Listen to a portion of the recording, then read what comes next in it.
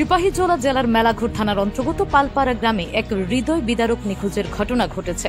মেলাঘর থানায় missing diary করতে এলে জানা যায় হিমাংশু দাস, বয়স আনুমানিক 24 বছর, গত 16 সেপ্টেম্বর সকাল আনুমানিক 11:30 সাইকেল নিয়ে বাড়ি থেকে পুজোর বাজার করার উদ্দেশ্যে বের হন, কিন্তু তারপর থেকেই তিনি আর বাড়ি ফেরেননি। পরিবারের পক্ষ থেকে সর্বত্র খোঁজাখুঁজি করেও কোনো সন্ধান মেলেনি।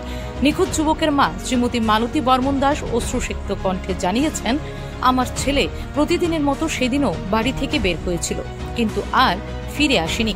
চারদিকে খুঁজেও কোনো খোঁজ না পেয়ে আমরা হতাশ হয়ে পড়েছি। যদি আমার ছেলেকে কেউ কোথাও দেখে থাকেন, দয়া করে আমাদের খবর দিন।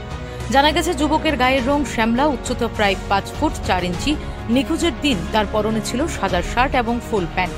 তার ব্যবহৃত মোবাইল নম্বর বর্তমানে বন্ধ পাওয়া যাচ্ছে। হঠাৎ এই নিখোঁজ হওয়ায় গোটা এলাকায় নেমে এসেছে আতঙ্ক এবং উৎকণ্ঠার ছায়া।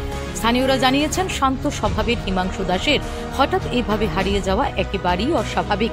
পরিবার এখন পুলিশের সাহায্যে সন্তানের সন্ধান পাওয়ার আশায় দিন গুনছে।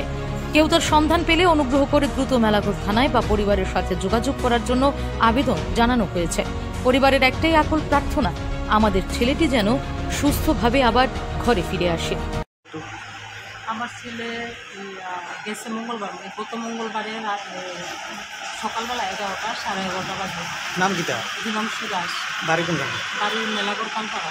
আচ্ছা। গেছে যে আমার হয়ে গেছে বাজার করো, মানে পূজার লেগে খরচান করে গেছে। এরপরে এরপরে আর 11টা সবাই আমি আর ফোন করছি না, পুরো 1টা-1টার সময় আমি ফোন করছি, সুইচ অফ। আর একটা মোবাইল দিয়ে আমি ফোন করছি, আমার মোবাইলে টাকা আসছিল না, এরপরে সুইচ অফ। কিটা কইয়া বাড়িছে বাইতে বাইরে হয়েছে, মানে খরচ পূজার লেগে খরচ আনতে যেতেছে, এই করতে গেছে, আর কিছু গেছে না। কি মনে হয় কোন গেছে টেছে? আমার মনে তো কোনো কিছু হয়ে না, মানে কোনো দিকে যাইবো এমন কোনো কিছু হয়েছে না, বাজারে যেতেছে। তো আমি ভাবছি ওই তো আত্মীয়-স্বজন বাড়ি গেছে, আমি এতদিন বোঝাবুঝি করছি, কিন্তু কখনো তার কোনো খবর বার্তাই পাই না, মোবাইল একদম সুস্থ। এখন থানাত কি মিসিং ডায়েরি করতেছে? হ্যাঁ, আমি এখন থানাত মিসিং ডায়েরি